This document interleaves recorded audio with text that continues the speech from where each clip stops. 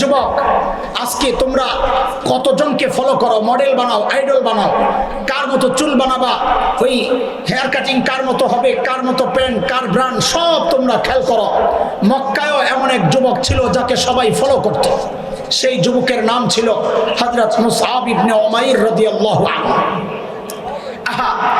মুসআবের সৌন্দর্যে মুগ্ধ হইত পুরা মক্কাবাসী, যাকে বলা হতো ফাতা Mecca, hero of Mecca, smart boy Mecca. Musab সবচাইতে সুন্দর, সবচাইতে ফ্যাশনেবল, সবচাইতে স্টাইলিশ পোশাকে যে নিজেকে সাজায় রাখতেন। আরে মানুষের সৌন্দর্যের মূল তিনটা জিনিস। এক হচ্ছে অনেকের টাকা পয়সা আছে, অনেক দামি দামি পোশাক পরে তো সুন্দর লাগে। আবার অনেকে আছে রুচি উন্নত, টাকা পয়সা নাই, ফুটপাত থেকে 200 টাকা দিয়ে একটা শার্ট কিনে নেয়, তো মানুষ জিজ্ঞেস করে, কিরে এটা কোন দোকান থেকে কিনছিস, কয় হাজার টাকা দাম? ধুর বেটা, 200 টাকা দিয়ে কিনছি। আরে কি সুন্দর লাগতেছে, এটা রুচির ব্যাপার। আবার কারো কারো চেহারা সুন্দর, যা গায়ে দেয় তাই সুন্দর লাগে, আছে না এমন? হযরত মুসআবের মধ্যে তিনটার সমন্বয় ছিল। এক, টাকা পয়সা ছিল, মা বাবার আদরে আহ্লাদের সন্তান। 2, রুচিও ছিল উন্নত। 3, চেহারাও ছিল চমৎকার। কত চমৎকার, একটা কথা বললেই তো বুঝবেন। 12 জন আরবের চেহারা নবী আলাইহিস সালামের চেহারার সাথে কিছুটা মিলত। যেমন হযরত জাফর ইবনে আবি তালিবের চেহারাও মিলত, স্বভাবও মিলত। এর মধ্যে হযরত মুসআবও একজন ছিলেন যার চেহারা নবীর চেহারার সাথে মিলত। মুসআব কতটা সুন্দর ছিলেন বুঝার জন্য এটাই যথেষ্ট যে মুসআবের চেহারা কার চেহারার সাথে মিলত? নবী আলাইহিস সালামের চেহারার সাথে। এই মুসআব যখন মুসলমান হয়ে গেলেন, ছিলেন কি, হইলেন কি, এটা দেখাচ্ছে। সেই মুসআব মাথায় রাখতে হবে, smart boy Musab, hero of Mecca Musab. উহুদের যুদ্ধ, লম্বা হিস্টোরি মাঝখান দিয়ে আমি কাট করে দিছি। উহুদের যুদ্ধে মুসলমান কাফের মুখোমুখি। আল্লাহর হাবিব সাল্লাল্লাহু আলাইহি ওয়াসাল্লাম যে কয়েকজন সাহাবীর হাতে ঝান্ডা উঠায়া দিয়েছেন, যেমন হযরত সাদ ইবনে মুআজ রাদিয়াল্লাহু আনহুর চাচাতো ভাই উসাইদ ইবনে হুযাইরের হাতে ঝান্ডা, আর মুহাজিরদের পক্ষে হযরত মুসআব ইবনে উমাইরের হাতে ঝান্ডা। প্রচন্ড লড়াই চলছে, হিস্টোরি আপনারা জানেন, আমি হিস্টোরিতে ঢুকবো না, সময় যাবে। মুসলমানরা কৌশলগত কিছু ভুলের কারণে পরাজিত হয়েছে, এমন কচু কাটা হয়েছে, গোটা উহুদের মাঠ রক্তে লাল, লাশ আর লাশ। এত লাশ মুসলমান কোনোদিন এত লাশ দেখে নাই। আর এই ইসলামের এই 16 বছরের ইতিহাস, উহুদের মাঠ পর্যন্ত 70টা লাশ তো দেখে নাই, 70টা লাশ তো পরেও নাই। বদরের যুদ্ধে কয়জন শহীদ হয়েছে? মাত্র 14 জন। 6 জন মুহাজির সাহাবী, 8 জন আনসারি সাহাবী। সেখানে উহুদের মাঠে 70টা লাশ পড়ে আছে। সাহাবায়ে কেরামের মনোবল ভেঙে গেছে। মনোবল ভাঙার কারণ কোন ঐতিহাসিক লিখেছেন, মনোবল ভাঙার কারণ হচ্ছে কারো বাবা শহীদ হয়ে গেছে, কারো ভাই শহীদ হয়ে গেছে, কারো ছেলে শহীদ হয়ে গেছে, কেউ নিজেও আহত। সাহাবায়ে কেরামের পা চলে না, কেউ ধপাস মাটিতে বসে পড়ছে, কারো হাত থেকে তরবারি ছুটে গেছে। এই অবস্থায় নবী আলাইহিস সালাম লাশগুলো একত্রিত করতে বলেছেন দাফন করার জন্য। ও দোস্ত, লাশ তো 70টা, এত কবর কিভাবে খনন করবে? সবাই তো আহত। নবী আলাইহিস সালাম একটু সহজ করে দিলেন, কি এক কবরে 2 জনকে দাফন করবা, তাইলে কবর অর্ধেকে নেমে আসলো, তাই না? 70টা লাশ হলে 35টা কবর, মানে এক কবরে 2 জনকে দাফন করবা। তো লাশ একত্রিত করা হচ্ছে। আমি যে হাদিসটা শোনাচ্ছি আপনাদেরকে, বুখারীর বর্ণনা, 2 জন সাহাবী বর্ণনা করেছেন। একজন হযরত খাব্বাব ইবনুল আরিত রাদিয়াল্লাহু আনহু, আরেকজন হযরত আব্দুর রহমান ইবনে আউফ রাদিয়াল্লাহু আনহু। আমি যে বর্ণনার শব্দগুলো আপনাদেরকে বলবো সেটা হচ্ছে হযরত আব্দুর রহমান ইবনে আউফের বর্ণনা, বুখারীর বর্ণনা 4045 নম্বর বর্ণনা। হযরত আব্দুর রহমান ইবনে আউফ বলেন, যখন মুসআবের লাশটাও আনছি, মুসআবও শহীদ হয়েছে, বলে যখন মুসআবের লাশ আনছি দাফন করার জন্য, আপনারা জেনে থাকবেন শহীদকে দাফন করার কিছু ব্যতিক্রম সিস্টেম আছে, জানেন কিনা? হ্যাঁ, ওই রক্ত মাখা শরীর সহই দাফন করতে হয়, শরীরে দাফন করতে হয় রক্ত সহ। হ্যাঁ, কেন? হাসরের মাঠে শহীদ যখন উঠবে, তার শরীর থেকে তাজা রক্তগুলো ঝরবে, আর তার থেকে মেশক আম্বরের গ্রাম বের থাকবে। গোসল ছাড়া দাফন দিতে হয় শহীদকে, গোসল ছাড়া দাফন দিতে হয়। যেই কাপড়ে শহীদ, ওই রক্তাক্ত কাপড় দিয়েই কাফন দিতে হয়। এখন যেহেতু মুসআবকে কাফন দিতে হবে তার শরীরের কাপড় দিয়া, তা হযরত আব্দুর রহমান ইবনে আউফ বলেন, আরে মুসআবের শরীরে তো পর্যাপ্ত কাপড় নাই, যা দিয়ে ওকে দাফন দিব, কাফন দিব। আরে কার কথা শোনাচ্ছি? ছিলেন কি hero of Mecca, smart boy Mecca, সেই মুসআবের অবস্থা হইল কি কোরআনের ছোঁয়ায়, ইসলামের ছায়াতলে এসে হযরত আব্দুর রহমান ইবনে আউফ বলেন, শরীরের সাথে পর্যাপ্ত কাপড় তো দূরের কথা, পাইছি ছোট্ট একটা চাদর, যা দিয়ে মুসআব কোন রকমে সতরটা ঢেকে রাখছেন। হযরত আব্দুর রহমান ইবনে আউফ পুরা বর্ণনা দিচ্ছেন এইভাবে, শব্দগুলো এমনই যে এত ছোট, ধরেন আমার ডান পাশের হাতলটা মাথা মুসআবের, বাম পাশের হাতলটা পা। হযরত আব্দুর রহমান ইবনে আউফ দেখেন নাই, আমি বুঝানোর জন্য আপনাদেরকে দেখাইতেছি। হযরত আব্দুর রহমান ইবনে আউফ বলেন, আহা আয় মুসআব। হযরত আব্দুর রহমান ইবনে আউফ বলেন, মুসআবের চাদরটা এত ছোট, ইন গুত্তিয়া বিহা রাসু বাদাত রিজলাহ ওয়া ইন গুত্তিয়া বিহা রিজলাহ বাদা রাসু। আহা, মুসআবের মাথাটা যখন ওই চাদর দিয়ে ঢাকতে যায় তো মুসআবের পা খালি হয়ে যায়, আর যখনই পা ঢাকতে যায় তো মুসআবের মাথা খালি হয়ে যায়। হযরত খাব্বাব বলেন, দৌড়ে গেলাম নবী আলাইহিস সালামের কাছে, ইয়া রাসূলুল্লাহ, মুসআবের তো এই অবস্থা, ওর মাথা ঢাকলে পা খালি হয়, পা ঢাকলে মাথা খালি হয়, এখন কি করব? তো আল্লাহর হাবিব বলেন, মুসআবের মাথাটা ঢেকে দাও, ওর পায়ের উপর ইসখির ঘাস, আরবের এক রকমের ঘাস, ওই ঘাস দিয়ে ওর পাটা ঢেকে দাও। আহারে যুবক, এখন তো ব্র্যান্ডের শার্ট ছাড়া তোমার চলে না, এখন তো ব্র্যান্ডের মোবাইল ছাড়া তোমার চলে না, এখন তো ব্র্যান্ডের প্যান্ট ছাড়া তোমার চলে না, অথচ সাহাবীর আমল তোমার আমলের ব্র্যান্ড হওয়ার কথা ছিল, সাহাবীর তাকওয়া তোমার আমার তাকওয়ার ব্র্যান্ড হওয়ার কথা ছিল, সাহাবীর কুরবানি তোমার আমার কুরবানির ব্র্যান্ড হওয়ার কথা ছিল। যুবকদেরকে কি বলবো, আমরা বুড়ারাই বা কতটা ভালো, চুল পাকতে পাকতে সাদা হয়ে গেছে, এখনো গুনাই ছাড়তে পারি না, দাড়ি পাইকা সাদা হয়ে গেছে, এখনো গুনাই ছাড়তে পারি না। বাবা জিজ্ঞেস করি, ছাড়বেন কবে গুনাহ? ও বাবা, ছাড়বেন কবে জিজ্ঞেস করি। যুবক, তোমাকেও বলি, তুমি কি ভেবেছো আল্লাহ তোমাকেও দাড়ি পাকা পর্যন্ত সময় দিবেন, চুল পাকা পর্যন্ত সময় দিবেন? হ্যাঁ, না রে বাপ না। কত বাবাকে দেখলাম এই জীবনে সন্তানের লাশ কাঁধে নিয়ে যাইতেছে, আরে কে জানে কার কখন ডাক চলে আসে, কে জানে এই মজলিসেও এমন কেউ আছে যার খবর নাই, সে বসে আছে এখানে কিন্তু তার কাফনের কাপড়টা চলে আসছে দোকানে। কে জানে কালকে খবর পাইতে পারে বয়ান করে গেল হাসান জামিল তো দুনিয়ায় নাই। কোন ভরসায় এমন নিশ্চিন্ত জীবন যাপন করছে, কোন ভরসায় দিন থেকে এত দূরে সরে আছে, সারাক্ষণ শুধু গুনাহ আর গুনাহ, হয় চোখ গুনাহ করতেছে, না হয় কান গুনাহ করতেছে, না হয় জবান গুনাহ করতেছে। আরে কার নাফরমানি চলতেছে এইভাবে? কার? ওই মালিকের যিনি আমাকে এত ভালোবাসেন, তাই না? এত ভালোবাসেন যেই মালিক, সেই মালিকের ভালোবাসার প্রতিদান এটা প্রতি মুহূর্তে গুনাহ করা, তাই না? মালিক কত ভালোবাসে, আমি একটু পড়লেই কলিজা ফেটে যায়। আরে মাহফিল শেষ রাত 3টা 4টা, তো তালা খুলে ঘরে ঢুকেই দেখতাম বাচ্চারা ঘুমাচ্ছে, বিবি ঘুমাচ্ছে, একজন মানুষ সজাগ। কখনো 9 তলায় বাসা ছিল, কখনো দেখতাম ওই জানালার কাছে যায় দাঁড়ায় আছে নিচের দিকে তাকায়া, কখন যায় পাইতাম সেজদায় কাঁদতেছে, কখন যায় পাইতাম হাত উঠাইয়া কান্না করতেছে, কখন দেখতাম যায় ঘরের মধ্যে অস্থির পায়চারি করছে। তো যায় জিজ্ঞেস করতাম, মা ঘুমান না আপনি? তো মা কি জবাব দিতেন? বাবা বাহিরে যতক্ষণ থাকো ঘুম তো আমার আসে না। এর নাম তো ছিল মা। এরে যুবক, এরে বাবা, এরে মা, আমি ছোট্ট করে একটু জিজ্ঞেস করি আপনাদেরকে, আমাকে বুঝে শুনে জবাব দিয়ে, এই যে মার কলিজা এত মায়া, কারণটা কি বলেন তো? মা আমার চোখ বানাইছেন সেই জন্যে, কথা বলেন। মা আমার কান বানাইছেন সেই জন্যে, জিভ বানাইছেন সেই জন্যে, কথা বলেন। হ্যাঁ, তো কি জন্যে? মা কি বানাইছেন একবারে বলেন তো, একবারে আমাকে জবাব দেন, মা কি বানাইছেন? কিছুই বানান নাই।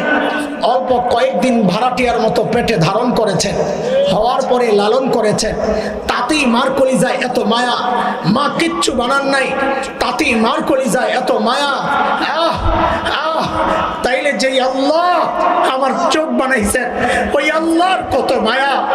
যে আল্লাহ আমার কান বানাইছেন, ওই আল্লাহর কত মায়া।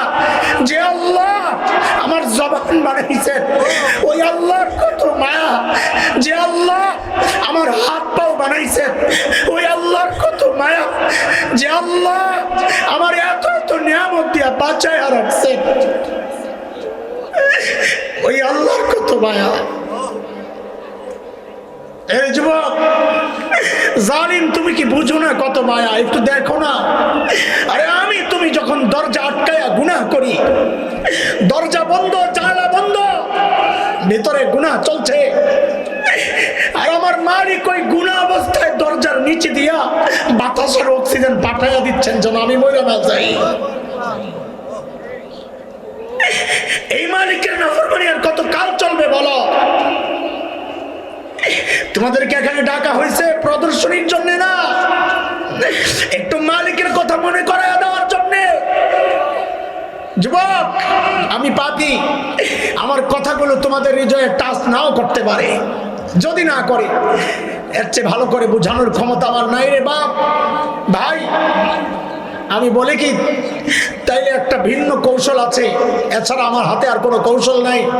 আমি বলি কি, তোদের যাদের হৃদয়ে টাচ করে নাই আমার কথা, তোরা আমার সামনে আয় বাপ, তোরা আমার সামনে আয়, তোদের পাওগুলো আমার সামনে মেলে দে, আমি ওই পাওগুলারে জড়ায়া ধইরা সারা রাত বসে বসে কান্না করি, তাও তোরা গুনাহ ছেড়ে দে বাবা, গুনাহ ছেড়ে দে। আর কতকাল বলেন? হ্যাঁ, থামেন নাই বার, কম হয় নাই তো, থামেন নাই বার। মালিকের 70 গুণের সুযোগ নিয়ে গুনাহ করেছি, মালিক ঢেকে রাখছেন, সুযোগ পাওয়া গেছে। চলেন আজকের এই মজলিসে মালিকের গফফার গুণের একটু সুযোগ নিয়ে নেই। বলে গফফার গুণের কি সুযোগ? বলে মালিকের সব গুণের মধ্যেই তো শুধু মায়া আর মায়া, গফফারের ভেতরেও মায়া। গফফারের মায়া যদি বুঝাই রাত যাবে আমার। আমি দুইটা মায়া খালি শোনাই, তারপরে মূল কথা আবার ঢুকে যাব ইনশাআল্লাহ। আরে দুনিয়ার সবাই তো অপরাধীকে খুঁজে শাস্তি দেওয়ার জন্যে, মাও সন্তানকে অপরাধ করলে খুঁজতে থাকেন শাস্তি দেওয়ার জন্যে, বাবাও খুঁজেন শাস্তি দেওয়ার জন্যে, দুনিয়ায় সবাই অপরাধী খুঁজেন শাস্তি দেওয়ার জন্যে। আর আমার আপনার এমন একজন মালিক আছেন যিনি অপরাধীকে খুঁজেন মাফ করার জন্যে। প্রতি রাতে আইসা ডাকতে থাকেন, আরে আমিন মুস্তাগফিরিন ফাগফিরালা, কে কে গুনাহ করছো, আসো না আসো না, আমি আসছি তোমারে মাফ করার জন্য, তুমি মাফ চাও, আমি আল্লাহ মাফ করে দিব।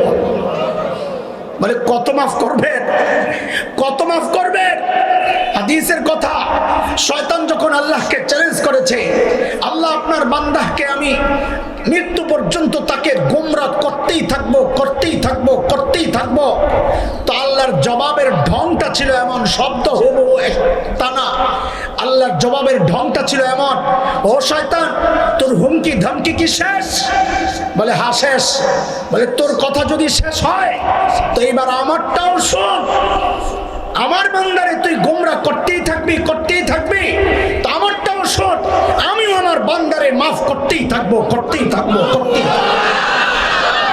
আসে আজকে গফফার মালিকের দরবারে একটু চোখের পানিরে পুঁজি বানায়া সারা জিন্দেগীর গুনাহগুলা মাফ করে এখান থেকে যাই ইনশাআল্লাহ।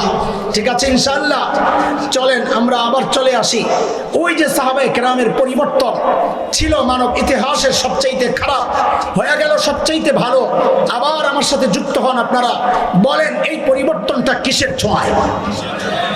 সবাই একযোগে আওয়াজ বড় করে বলতে হবে, তাইলে আমার কথা আগানো সহজ হবে।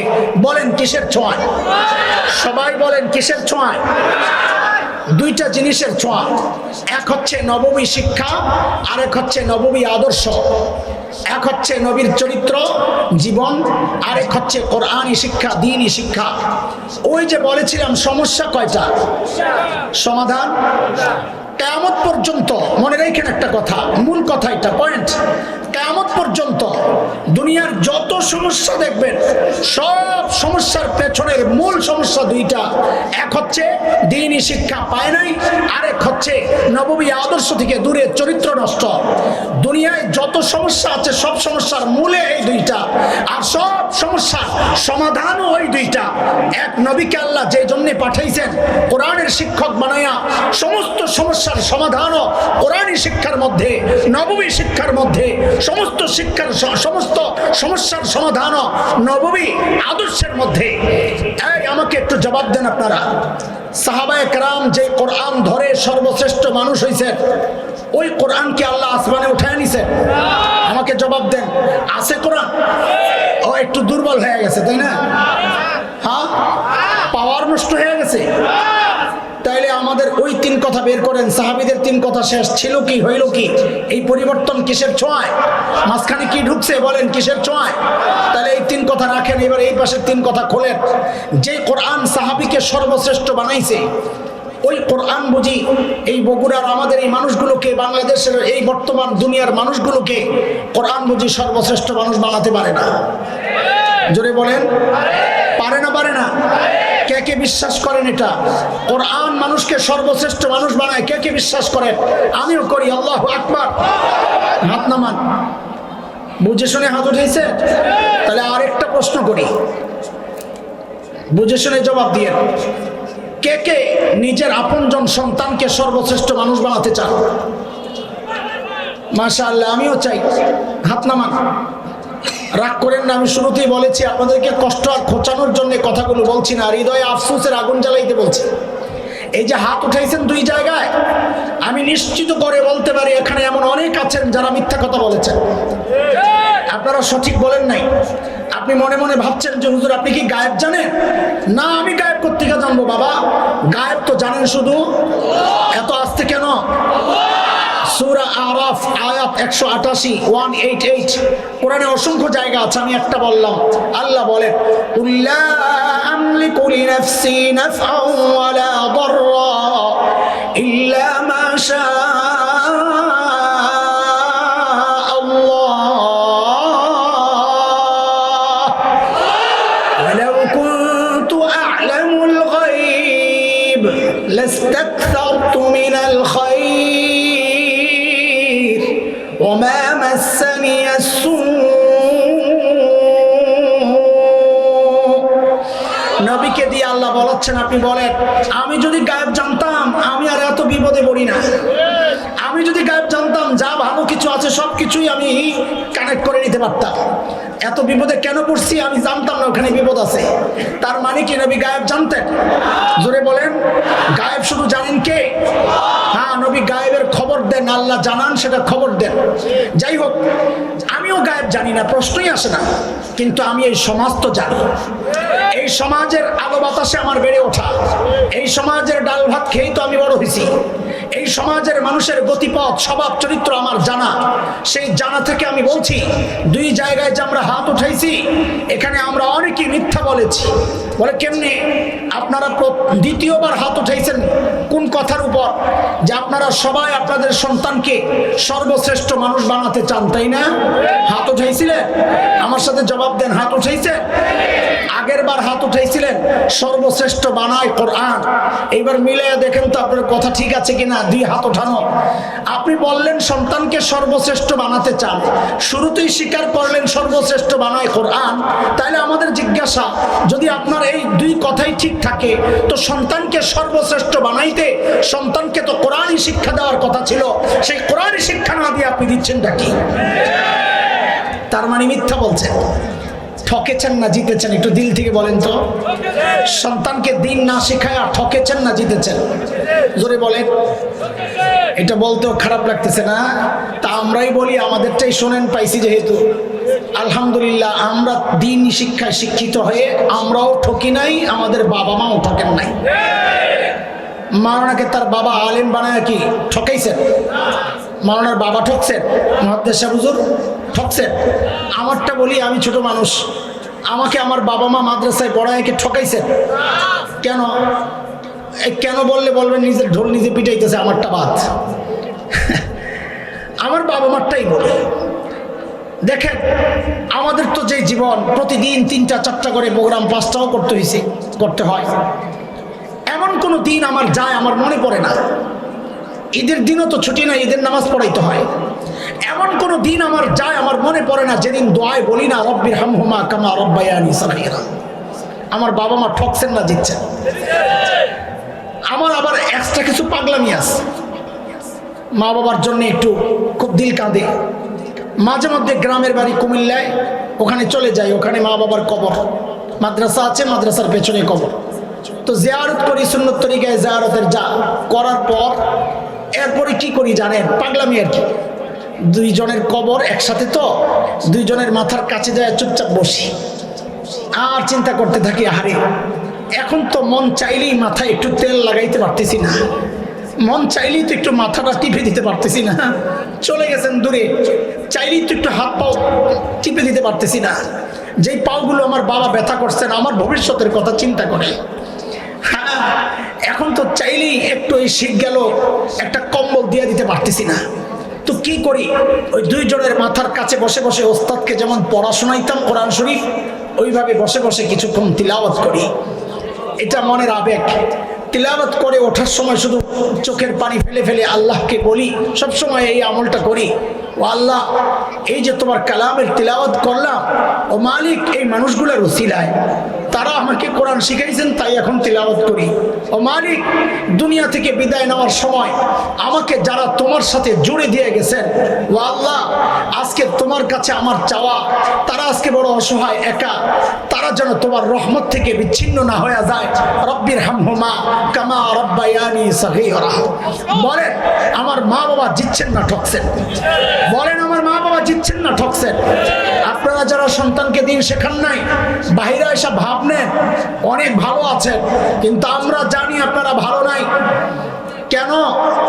কেন? আমি দুইটা কথা বলে শেষ করছি। কেন?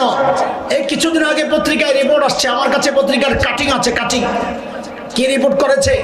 সাংবাদিকরা লিখেছে উচ্চ শিক্ষার হার যত বাড়ছে, এই উচ্চ শিক্ষা বলতে কি মাদ্রাসা শিক্ষা, কোরআনী শিক্ষা, জেনারেল শিক্ষা, উচ্চ শিক্ষার হার যত বাড়ছে সন্তানের সাথে বাবা মার দূরত্ব তত বাড়ছে। কথাটা কি মিথ্যা?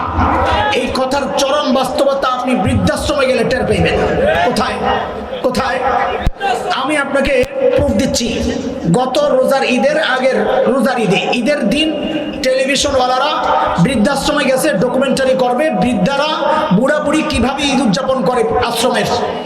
আহা, সাংবাদিকরা আমাকে একজন ভিডিও ক্লিপ পাঠাইছে মোবাইলে। সাংবাদিকরা প্রশ্ন করে মুখ ফিরায় নেয় লজ্জায়। আপনারা ভাবছেন তারা কোনো অসহায় ফ্যামিলি? না না, ওই বুড়া বুড়ি এলিট শ্রেণীর, হাই সোসাইটির, নিজেরাও উচ্চ শিক্ষিত, বড় চাকরি করেছেন। আরে এক বুড়ির সাক্ষাৎকার আছে আমার কাছে আলাদা। সেই বুড়ি জাতিসংঘে চাকরি করত, এখন বৃদ্ধাশ্রমে। সন্তানের কথা জিজ্ঞেস করে লজ্জায় মুখ আরেক দিকে ফিরায়, চোখের পানি ওদের ভেতরের কষ্টগুলো প্রকাশ করে দিচ্ছে। বিশ্বাস করেন, আমি তো মানুষ হওয়ার কারণে, মনুষ্যত্বের কারণে ওই বুড়া বুড়ির চোখের পানি দেখে আমারও ঝরঝর করে চোখের পানি পড়তেছিল। আহারে কি অসহায় জিন্দেগি। আজকের এই আনন্দের দিনে আপনজন কেউ ধারে কাছে নাই, কিন্তু বিশ্বাস করেন একটা বিষয় কল্পনা করে গর্বে আমার বুকটা ফুলে গেছে। কি সেটা জানেন? খুব কঠিন সূক্ষ্ম কথা, সূক্ষ্ম বিষয়। ওই বুড়াবুড়ি যখন নিজেদের সন্তানদের পরিচয় দিচ্ছিল, কেউ ইউরোপ থাকে, আমেরিকা থাকে, অস্ট্রেলিয়া থাকে, কানাডা থাকে, এই পরিচয় দেওয়ার সময় একজন বুড়িকেও বলতে শুনি নাই আমি হাফেজের মা। একজন বুড়াও বলেন নাই আমি আলেমের বাবা। এটা হাফেজ আলেমের বাবা বলতে পারেন না, কারণ তাকে শেখানো হয় তোমার মায়ের পায়ের কাছে তোমার জান্নাত। তাকে শেখানো হয় তোমার বাবা মাই তোমার জান্নাত, তোমার বাবা মাই তোমার জান্নাত। তাকে শেখানো হয় সেই জান্নাতকে বৃদ্ধাশ্রমে রাখতে পারে না। ঠকছি না জিতছি? আসল চূড়ান্ত ঠকা হয়ে গেছে হাসরের মাঠের। যেই সন্তানের কেরিয়ার চিন্তা করে নিজের কেরিয়ারটা শেষ করছেন, সেই সন্তান কিন্তু জুলুমের বদলা নিবে। আল্লাহর আদালতে দাঁড়ায় নালিশ করবে, সূরা আহজাবে আসছে। সন্তান অধীনস্থরা দাঁড়ায় আল্লাহর সামনে বিচার দিবে। বিচার কি? রব্বানা ইন্না আতানা সাদাতানা ওয়া কুবারানা ফাআদাল্লুনা আস-সাবিলা রব্বানা ضعفين من العذاب والعنهم لعنا كبيرا। আল্লাহ আমাদের বাবা মা, আমাদের মুরব্বী, আমাদের বড় ভাই, আমাদের অভিভাবক, আমাদের নেতা, আল্লাহ তাদের অনুসরণ দুনিয়ায় করেছিলাম, আজকে আমার এই দুর্গতি, তারা আমাকে পথভ্রষ্ট করেছে, আমি এখন ডাবল শাস্তি চাই। ডাবল শাস্তি কেন? তাফসীর পরে বুঝেন, আগে এইভাবে বুঝেন। আমাকে খাওয়ানোর দায়িত্ব ছিল, খাওয়ায় নাই, এক অপরাধ। বিষ খাওয়াইছে, আরেক অপরাধ। এবার তাফসীর বুঝেন। আমাকে দিন শেখানোর দায়িত্ব ছিল, শেখায় নাই, এক অপরাধ। বদ্দিনই শিখায়া আমাকে নাস্তিকতার দিকে ঠেলে দিয়েছে, আরেক অপরাধ। এই দুই অপরাধের কারণে আমি ডাবল শাস্তি চাই। আহারে, যেই সন্তান পড়ার কথা রব্বির হামহুমা কামা রব্বায়ানি সগীরা, সেই সন্তান আল্লাহর সামনে বলছে ওয়াল আনহুম লানান কাবীরা, আজকে ওদেরকে আপনার রহমত থেকে দূরে, বহু দূরে সরায়া দেন। নাউযুবিল্লাহি মিন যালিক। ঠকছেন না জিতছেন? বলেন কয় জিতছে? হ্যাঁ, যারা মাদ্রাসায় নিজের সন্তানকে, শুধু মাদ্রাসা না, মাদ্রাসা ছাড়াও যদি সন্তানকে দিন শেখায়, সেও ঠকে নাই। আলহামদুলিল্লাহ, দিন শেখানো মাকসাদ। এই জন্য আপনাদের কাছে আজকের এই প্রোগ্রাম থেকে আমরা এই শেষ মেসেজটুকু দেওয়া যাইতে চাই। বলেন কয় কথার বয়ান হয়েছে আজকে? কয় কথা? কয় প্যাকেট? প্রথম প্যাকেটে কয় কথা? কাদেরকে নিয়ে? বলেন ওরা ছিল কি, হইল কি মাঝখানে? তো বলেন সাহাবীদের জীবনের এই পরিবর্তনটা ছিল সবচেয়ে খারাপ মানুষ, হইল সবচেয়ে ভালো মানুষ। এই পরিবর্তনটা কিসের ছোঁয়ায়? কিসের ছোঁয়ায়? রাখেন সাহাবীদের তিন কথা, এবার আমাদের তিন কথা আনেন। সাহাবীরা যে অপরাধগুলো ইসলাম কবুল করার কারণে ছাড়লেন, আমরা সেই অপরাধগুলোর ধরলাম। সাহাবায়ে কেরাম যে কোরআন ধরে এগিয়ে গেলেন, আমরা সেই কোরআনকে ছাড়লাম। এটা আমাদের গর্ব না আফসোস? এই আফসোস করতে থাকবেন না ফেরত আসবেন? কথা বলেন, আফসোস করবেন সারা জীবন না ফেরত আসবেন? ফেরত আসতে হলে আমার সাথে 5টা অঙ্গীকার করেন। এটাই আজকে আমার শেষ কথা। 2 প্যাকেট দিছি, 2 পকেটে ঢুকান, আরেক প্যাকেট বানাই দিছি, ওটারে মাথায় করে বাড়ি যাবেন। 5টা অঙ্গীকার। সবাই বলেন, আমরা সবাই শুদ্ধ কোরআন শিখব। শুদ্ধ কোরআন শিখব ইনশাআল্লাহ। বলেন ইনশাআল্লাহ। 2, নিয়মিত কোরআন পড়ব। আরে আমার সাথে বলেন ইনশাআল্লাহ পড়ে বলেন। তা আমি বললাম, আপনারা ইনশাআল্লাহ বলতেছেন। বলেন শুদ্ধ কোরআন পড়ব, শিখব। শুদ্ধ কোরআন শিখব। 2 নাম্বার, নিয়মিত কোরআন পড়ব। এমন না হয় কোরআনকে গিলাপবদ্ধ করে ঘরের মধ্যে রেখে দেন। আমাদের বড় আফসোস লাগে, হতাশ হই। ও ভাই, যেই ঘরে কোরআন আল কারীমের তিলাওয়াত হয় না, ওই ঘরে ঘুমান কেমনে আপনারা? ঘুম আসে কেমনে আপনাদের? এটা কিভাবে সম্ভব? যেই ঘরে আল্লাহর কালামের তিলাওয়াত হয় না, ওই ঘরে ঘুম আসে কেমনে আপনাদের? এই জন্য প্রতিজ্ঞা করেন, নিয়মিত কোরআন পড়ব ইনশাআল্লাহ।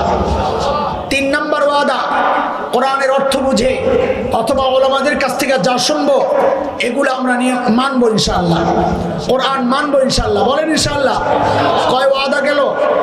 3টা। আবার বলেন, শুদ্ধ কোরআন শিখবো, নিয়মিত কোরআন পড়বো, কোরআন মানবো। 4, কোরআন ওয়ালাদেরকে ভালোবাসবো। কোরআন ওয়ালা কারা? আলেম ওলামা। বলেন কারা? যদি দেখি আলেম ওলামাদেরকে ভালোবাসার কারণে দল নারাজ হয়, নেতা নারাজ হয়, তো ওই দল নেতাকে আমি ছাড়বো, কিন্তু আলেম ছাড়বো না ইনশাআল্লাহ। ঠিক আছে ইনশাআল্লাহ।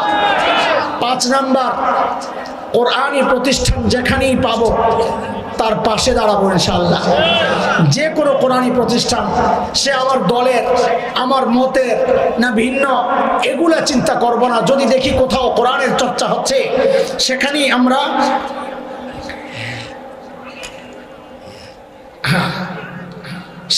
আমরা সহযোগিতার হাত বাড়াবো ইনশাআল্লাহ। ঠিক আছে ইনশাআল্লাহ। যে কোনো জায়গায় দ্বীনি কাজ হইলে এই দ্বীনি কাজের সহযোগী হব ইনশাআল্লাহ। কে কে আমরা দ্বীনি কাজের সহযোগী হব? একটু হাত উঠাই তো দেখি। সবাই হাত উঠাই। সবাই হাত উঠাইছে? মাশাআল্লাহ। কেউ হাত নামায়েন না, কেউ হাত নামাবেন না। আচ্ছা, আবার নামান, কষ্ট হবে। আবার ওঠা, আবার নামান, আবার ওঠা।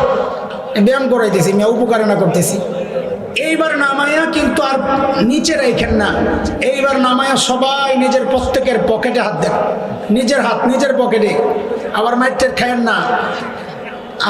হাত দিছে, সবাই নিজের পকেটে হাত দিয়ে আমাদের প্রত্যেকের সামর্থ্য অনুযায়ী পকেট থেকে কিছু বের করি। কোরআনী প্রতিষ্ঠান, কোরআনী জলসা, কোরআনী মাহফিল এগুলোর সহযোগী হবেন, ওয়াদা দিচ্ছেন আমারে। এখন এই ওয়াদা অনুযায়ী প্রত্যেকে নিজের পকেটে হাত দেন। আমাদের স্বেচ্ছাসেবকরা লাল ব্যাগ নিয়ে ঢুকে যাচ্ছে, আপনারা চারদিক থেকে খেয়াল করেন, ওদেরকে ফলো করেন, ওরা আসলেই ওর মধ্যে দিয়ে দিয়েন।